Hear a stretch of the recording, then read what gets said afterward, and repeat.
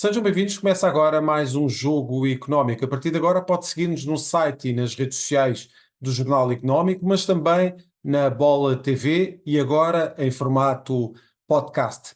E depois do adeus, Paris vai receber este ano os Jogos Olímpicos, com os atletas no centro das atenções mediáticas, mas com o fim da carreira é preciso encontrar uma resposta e essa vem muitas vezes do empreendedorismo. Vamos explorar essa vertente na segunda parte deste jogo económico. Neste primeiro tempo, vamos falar dos lucros da SAD do Sporting, da forma como o futebol profissional em Portugal reforçou o seu contributo para o PIB na época passada e da forma como o Futebol Clube do Porto entrou num lote muito restrito de clubes a nível europeu. Avançamos assim para o hat-trick desta semana.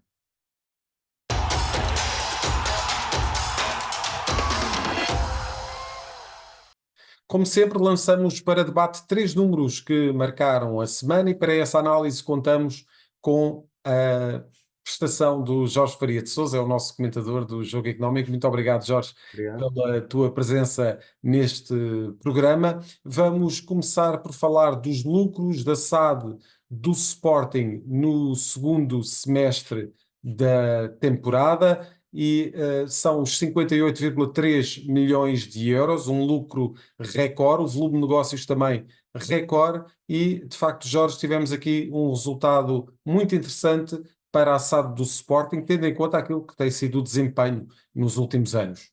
Sim, antes de mais cumprimentar todos os que nos estão a acompanhar. Obviamente que foi um resultado absolutamente extraordinário. Isto tem muito que ver com aquilo que muitas vezes referimos aqui no jogo económico.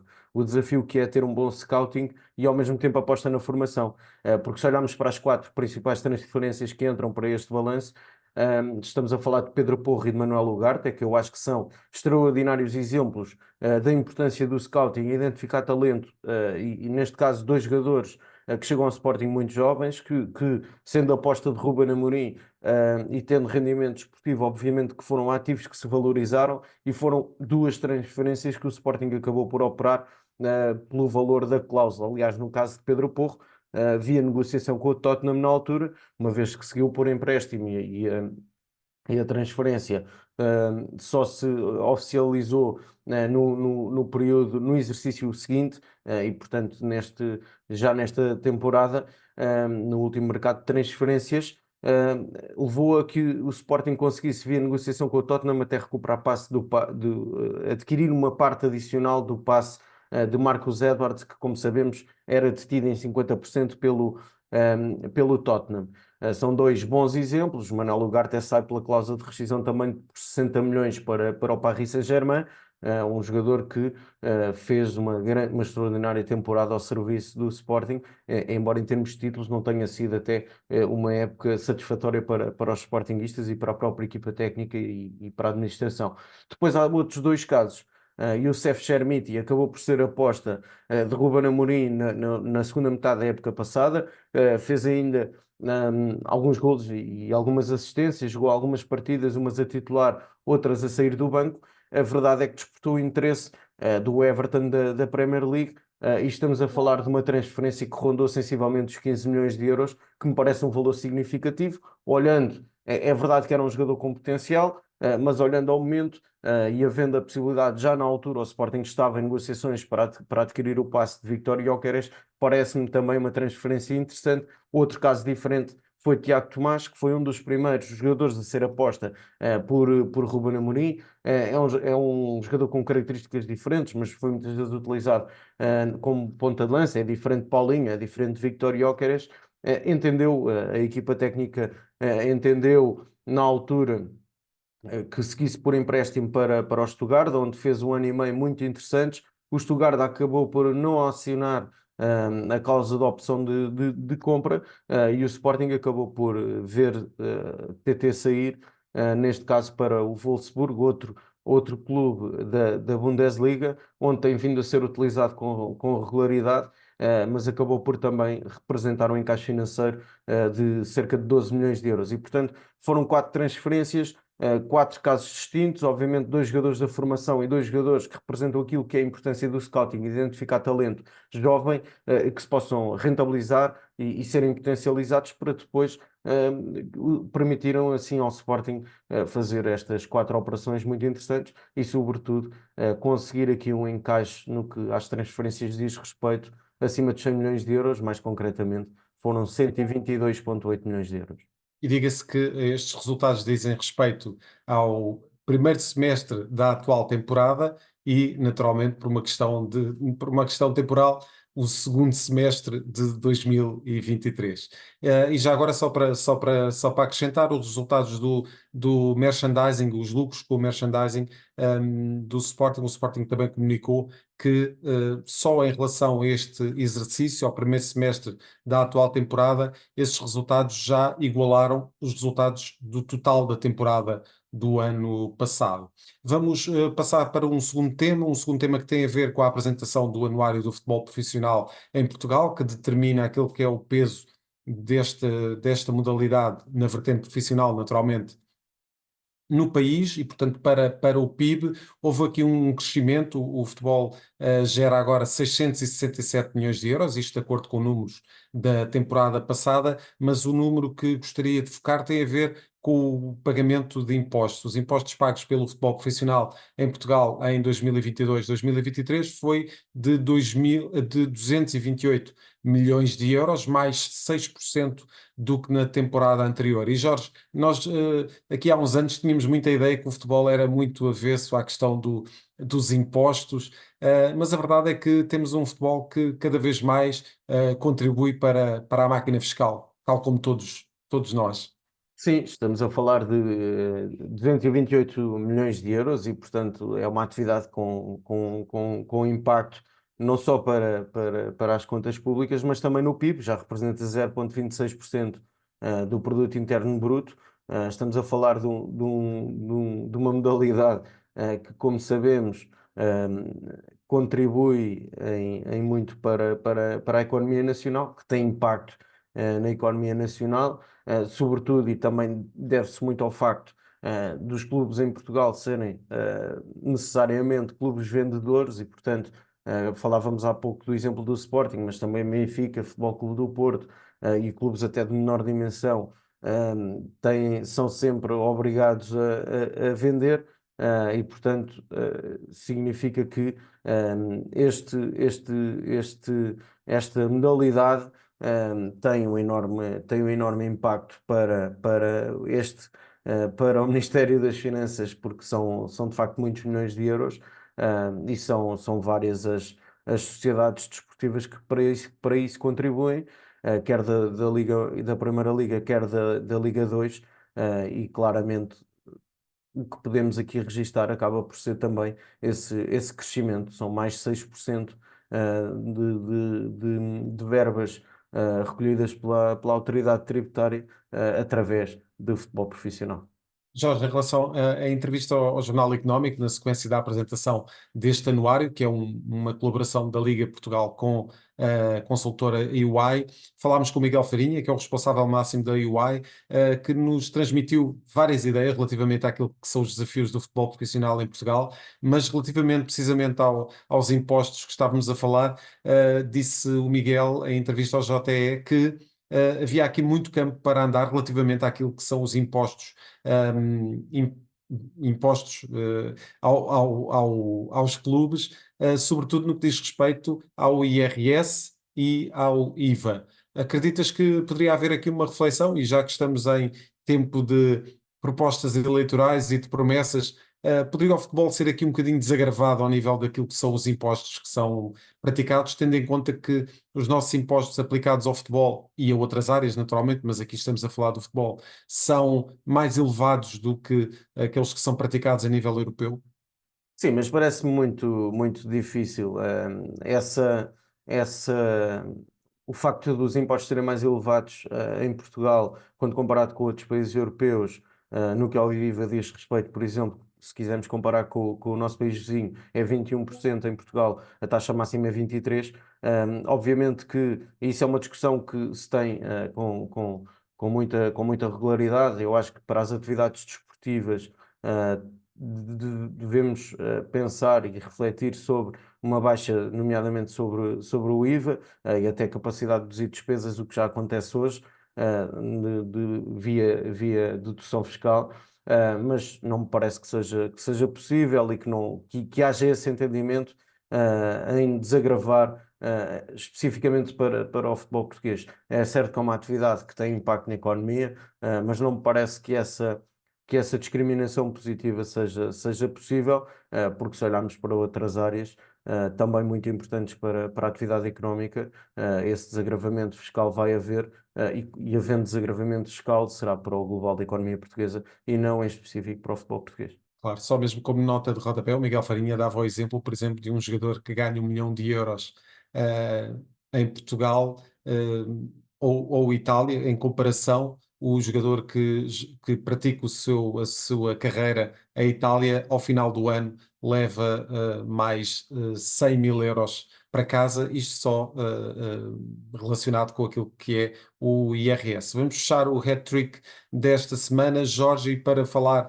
do Futebol Clube do Porto, o número que escolhemos é o 120. 120 vitórias foi o número redondo, podemos dizer assim, que o Futebol Clube do Porto atingiu com a vitória nos descontos frente ao Arsenal na Liga dos Campeões. É uma vitória curta, mas muito importante até para o atual momento do Futebol Clube do Porto. E a verdade é que o Futebol Clube do Porto entrou aqui num lote muito restrito de 8 clubes que conseguiram 120 vitórias nas provas europeias. Aliás, na Taça dos Campeões Europeus, mais Liga dos Campeões, 120 vitórias e de facto, ou mais, e de facto temos aqui o Futebol Clube do Porto a entrar num clube restrito. Já tínhamos claramente a noção de que o Futebol Clube do Porto tem este ADN Champions, mas estes números mostram que isto é inegável, Jorge. Sim, é inegável e basta olharmos para esta consistência que o Futebol Clube do Porto tem tido. Curiosamente, nas últimas épocas sabemos que o Futebol Clube do Porto tem tido maiores dificuldades até em termos financeiros para ter, porventura, até plantéis de maior qualidade, e a verdade é que sob a liderança de Sérgio Conceição, se olharmos, tem tido as melhores prestações. Chega consecutivamente aos oitavos de final, ou com muita, muita regularidade aos oitavos de final da Liga dos Campeões. É sempre uma equipa muito consistente na principal prova de clubes da UEFA, e este número acaba por ser a demonstração disso mesmo. São 120 vitórias em 262 jogos, e até se olharmos para a Liga dos Campeões extraordinária que o Futebol Clube do Porto está a fazer esta época, quando desportivamente, a nível nacional, as coisas não têm corrido de feição. Recordo-se, não esteve na Final Four da Taça da Liga, no campeonato está já a uma distância significativa, quer de Sporting, quer de Benfica. Está em terceiro lugar, como sabemos, mas a verdade é que depois o comportamento na Liga dos Campeões, os resultados que tem obtido na Liga dos Campeões são mesmo extraordinários. Venceu o Arsenal nessa primeira mão dos oitavos de final no Estádio do Dragão. Veremos o que é que irá conseguir fazer na próxima semana no Emirates. Já agora, qual é a tua previsão, Jorge? Acho que vai ser um jogo naturalmente difícil. Já o tinha dito, eu acho que a Arteta, no ano passado, quando foi eliminado pelo Sporting Clube Portugal, menosprezou a qualidade das equipas portuguesas, porque fez gestão na altura a pensar mais na Premier League, que era líder. O Arsenal volta a estar na luta pelo título na Premier League. De resto, Arsenal, Liverpool e Manchester City estão ali muito pegados na luta pelo título em Inglaterra. Mas eu acho que desta feita o Arsenal não vai fazer gestão do plantel. Acho que aprendeu a lição do jogo e da capacidade de organização defensiva da equipa do Futebol Clube do Porto.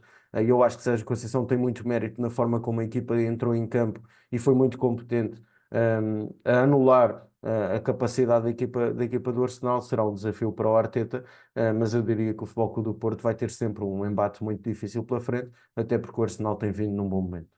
Muito bem, só para finalizar este tema, são 120 vitórias do Futebol Clube do Porto em 262 jogos disputados na Taça dos Campeões Europeus, e na Liga dos Campeões, sendo que o Futebol Clube do Porto entra aqui num lote restrito de clubes onde estão Real Madrid, que é o clube que lidera este ranking, com 481 vitórias, Bayern de Munique, Barcelona, Manchester United, Juventus, AC Milan e Liverpool. De facto, um lote muito restrito dos clubes com mais vitórias na principal competição da UEFA. Já a seguir, vamos falar de atletas olímpicos neste jogo económico.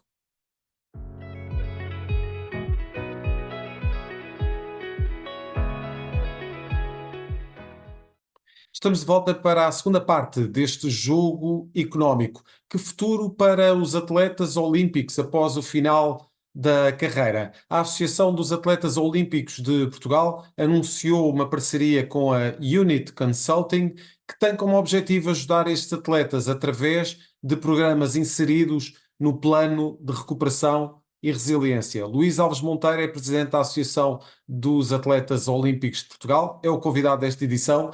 Bom Muito dia. obrigado, Luís, pela presença neste jogo económico para falar de um tema que é muito importante, a questão do empreendedorismo no desporto. Já o abordámos de várias formas e de vários ângulos e com vários universos misturados, mas este é um ano em que vamos ter os Jogos Olímpicos e vamos ter naturalmente muita atenção focada nestes atletas que, infelizmente, têm as atenções viradas para eles poucas vezes durante o ano e normalmente de 4 em 4 anos quando se realizam os Jogos Olímpicos e um bocadinho menos até quando se realizam os mundiais das várias provas que estão inseridas nestes Jogos Olímpicos. A verdade é que este foco de atenção permite-nos tentar perceber aqui, Luís, como é que é encarado da vossa parte esta questão do futuro dos atletas olímpicos. São carreiras normalmente curtas,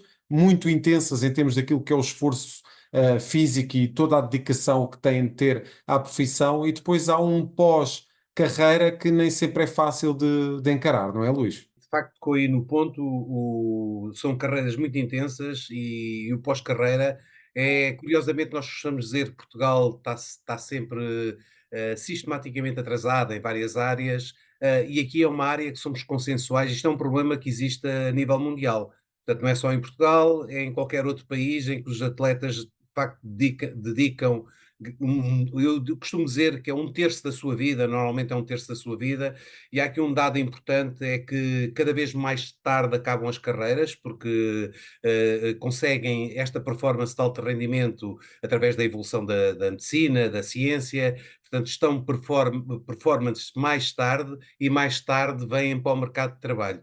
Deixe-me só, antes de entrar no tema, dizer que nós somos a Associação dos Atletas Olímpicos, como disse bem, nós temos uma vocação de responsabilidade social, portanto, este é um dos temas que queremos atacar com muito foco e com efetividade. Do ponto de vista dos atletas olímpicos, são cerca de 800, já agora um dado curioso, em Portugal somos cerca de 800, a nível mundial são cerca de 100 mil vivos, portanto estamos a falar de atletas olímpicos vivos. Portanto, isto é uma população comparada, fazendo um rácio com a população mundial e com a população portuguesa, com a diáspora são cerca de 15 milhões, de facto tem que ter esse foco, mas do ponto de vista da sociedade civil, têm que ser amparados. Em relação à questão do pós-carreira, nós temos, já não é a primeira vez que estamos a fazer ações de empreendedorismo, este é um acordo, um protocolo que fizemos com a Unit, já tivemos uma sessão no ISEG, no seguimento de um curso de empreendedorismo e desenvolvimento de negócios para atletas olímpicos. No fundo, nós queremos qualificar estes atletas para olharem para o segundo terço da vida, porque eu divido isto em 3 terços. Primeiro terço, num caso do atleta, dedicação plena e foco total na competição. O segundo terço é a vida profissional e o terceiro terço, por acaso é o meu caso, já estamos na questão do propósito, que é devolver à sociedade aquilo que nos deram a nós enquanto nestes 2 terços de vida. Portanto, é um problema que existe, é transversal a todos os países, como eu disse, e neste momento temos que. Há um ponto fundamental que é a parte mais difícil, é que os atletas devem pensar no pós-carreira durante a carreira. e isso de facto há aqui um conflito quase de interesses, porque veja-se, por exemplo, o Diogo Ribeiro, que agora está aí nas Parangonas, que é um Uhum. atleta excepcional e que de facto tem que, já há algo estrutural em Portugal, que são as unidades de apoio ao alto rendimento nas escolas, já está a ser acompanhado, mas de facto com estes holofotes todos, com a pressão, e o Diogo, entre outros, é muito importante que consigamos que eles pensem, atletas pensem durante a carreira, no pós-carreira. E depois há aqui uma questão de oportunidade, que é os atletas terem as hard skills, portanto, terem o foco, a resiliência, a capacidade de trabalhar por objetivos, que é muito apreciada nas empresas. Portanto, essas hard skills funcionam, e eu dou-lhes exemplos que nós, agora passando a publicidade, fizemos já ações com a Nestlé, com a Altice, com a Intelsia, portanto, com multinacionais. Vamos agora, daqui a uma semana, fazer um curso de liderança e gestão estratégica para atletas olímpicos. Portanto, estas qualidades são, como eu dizia, muito apreciadas pelas empresas, mas depois falta-lhes as soft skills, que é, no fundo, perceberem quais são as dinâmicas do ambiente de trabalho, qual é a relação entre as pessoas. Isto são pessoas que estão habituadas. Quer dizer, eu quando digo que são pessoas, eu também fui atleta olímpico, portanto, sei perfeitamente do que é que estou a falar. São habituados a receber ordens, portanto, no fundo, estamos todos os dias a treinar e a receber ordens de treinador numa zona de conforto. É por isso que há muitos atletas que prolongam essa zona de conforto porque têm algum receio do mercado de trabalho, que é onde têm que agir, têm que ter outro tipo de atitude, e de facto esse é o ponto fundamental, que é dar-lhes as soft skills para integrarem um ambiente de trabalho. Há uma Perceberem coisa, aquilo que é o mundo do trabalho, não é? e perceberem o que é o mundo do trabalho. Estarem Eu enquadrados.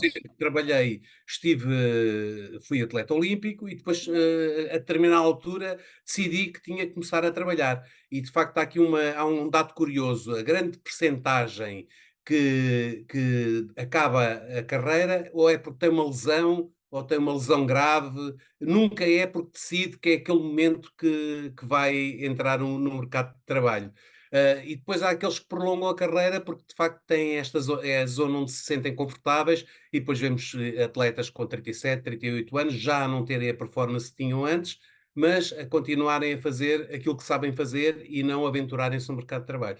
Portanto, no Já fundo agora, sim, sim, diga, sim. diga. Já agora, Luís, foi atleta em que modalidade? Só a título de Eu, curiosidade. eu fui no pentatlo, dá sempre para contar uma história gira, porque é o pentatlo moderno, são 5 modalidades: o Bem. hipismo, o tiro, esgrima, natação e corrida. Em 1984, eu costumo dizer, não foi quando eu ganhei a medalha de ouro, foi quando o Carlos Lopes ganhou a medalha de ouro. Portanto, Uhum. aliás, nesses jogos, curiosamente, tivemos 3 medalhas, o Carlos Lopes, a Rosa Mota e o António Leitão.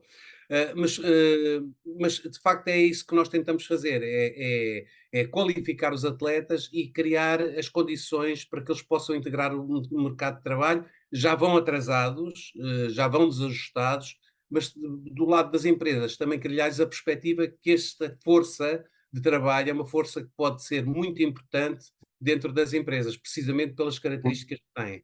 E pelo exemplo também.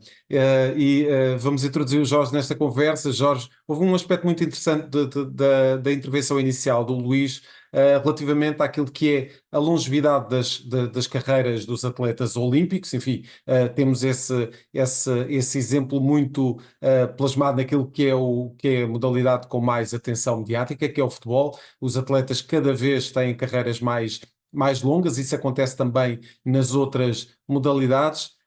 De facto perceber aqui que muitas vezes aquilo que é visto como um sinal de alguma salubridade em termos daquilo que é a carreira, pelo facto de estarem disponíveis fisicamente durante mais anos, depois pode ser prejudicial naquilo que o Luís estava a referir, que é a entrada para o mercado de trabalho já ser feita provavelmente um pouco mais tarde do que aquilo que seria desejável. Não sei se queres ir por aí, mas deixo-te este aspecto para reflexão. Olha, antes de mais, cumprimentar o Luís Monteiro, e dizer que todos nós esperamos que este projeto olímpico para 2024 seja de recorde de medalhas, de recorde de participações.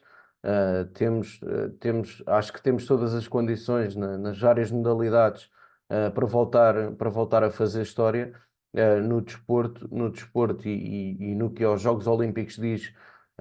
diz respeito, embora existam algumas dúvidas relativamente a atletas que têm sofrido lesões e há questões de recuperação atempada e até para atingirem o pico de forma nos Jogos Olímpicos pode levar algum tempo, e há essas dúvidas, mas esperar que possamos os portugueses vibrarem com todas as modalidades e que sejam Jogos Olímpicos históricos para o desporto português.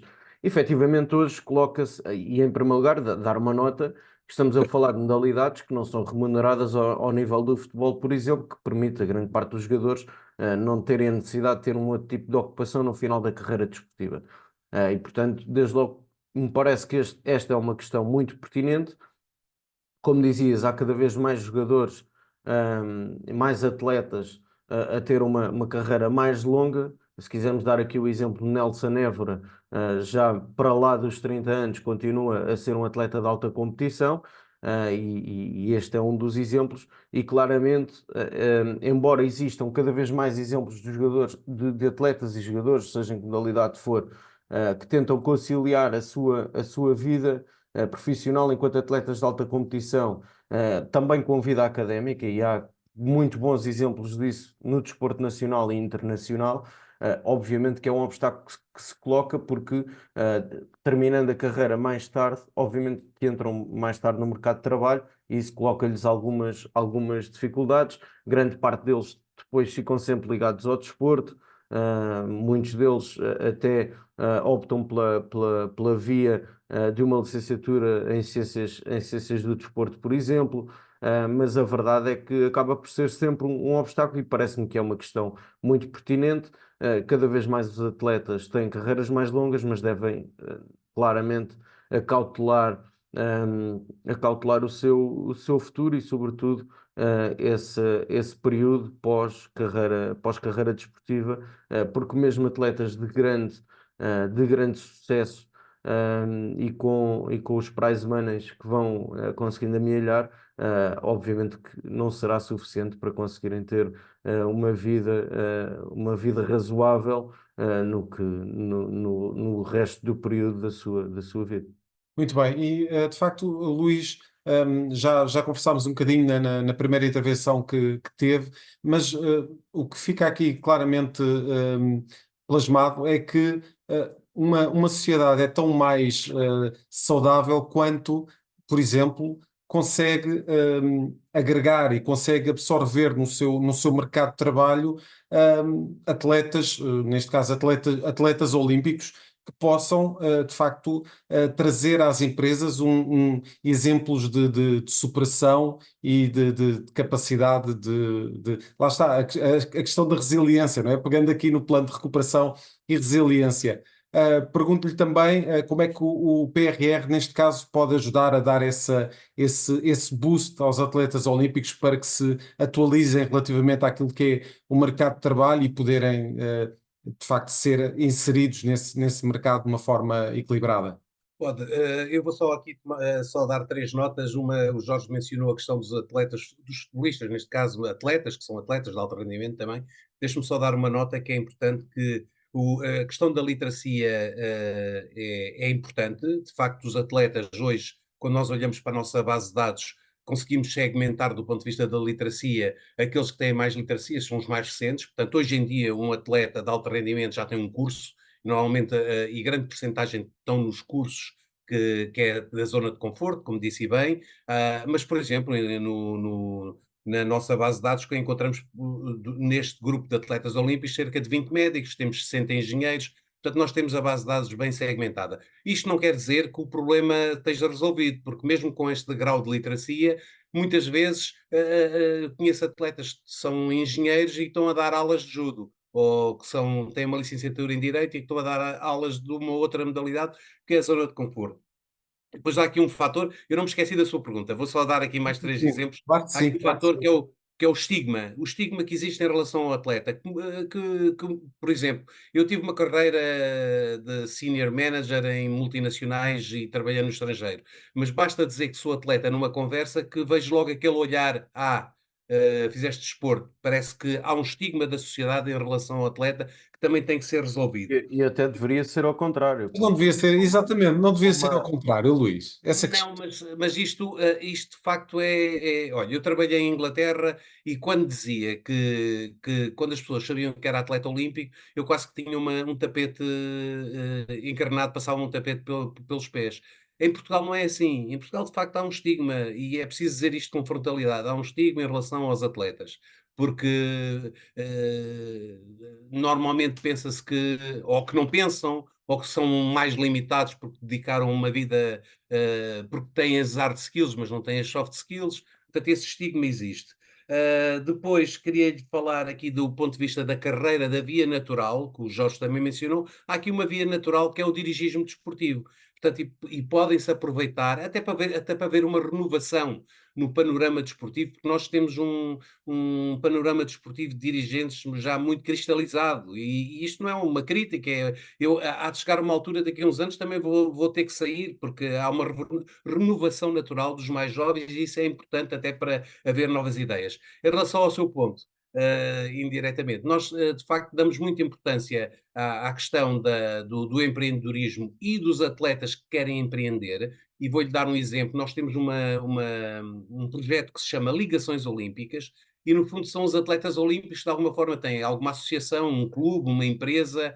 Neste momento já temos 22 ligações olímpicas e tivemos e vamos ter uma sessão também com a Unit, já agora para referenciar o protocolo que fizemos, em que vamos já analisar casos práticos para poderem se meter a este, porque o dinheiro existe, toda a gente fala que há muito dinheiro para investir, mas é preciso saber onde, como pedir o dinheiro e ter a capacidade de poder apresentar um projeto dentro das guidelines que exigem este tipo de fundos.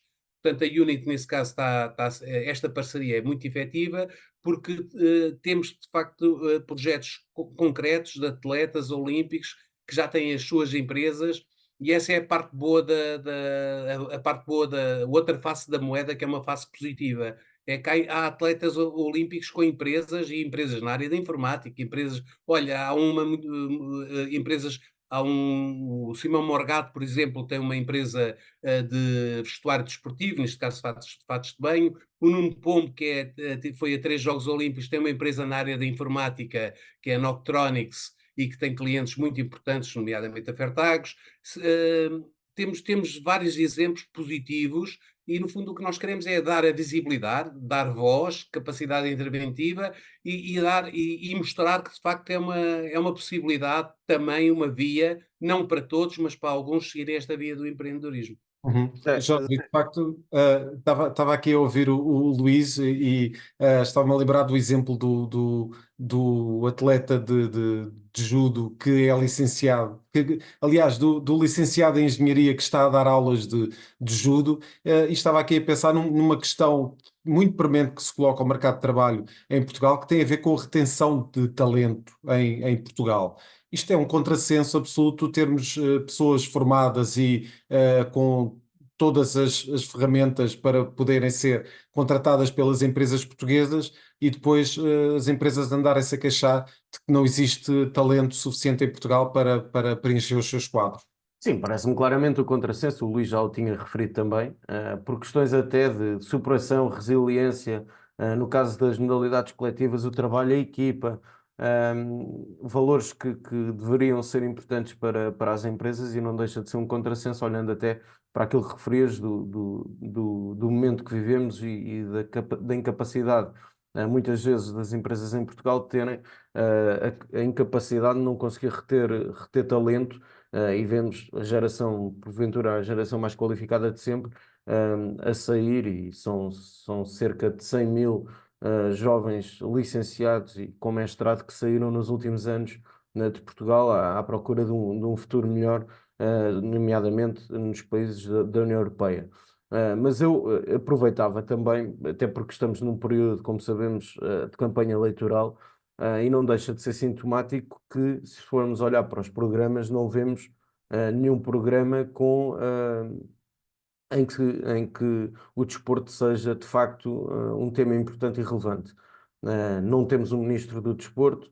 De 4 em 4 anos falamos do projeto olímpico, porque quando se aproximam os Jogos Olímpicos, mas a verdade é que não há uma discussão e um projeto desportivo para Portugal pensado com pés em cabeça, e basta olharmos aqui para o lado, para a Espanha, o que Espanha fez, nomeadamente quando lhe foi atribuído a organização dos Jogos Olímpicos de 1992, e o crescimento em termos desportivos em todas as modalidades que o desporto espanhol teve a partir daí, e as condições que são dadas aos atletas nas diversas modalidades. Mas eu até iria mais longe, porque isto também tem muito que ver com o projeto educativo e com o modelo de ensino em Portugal, nomeadamente no ensino público.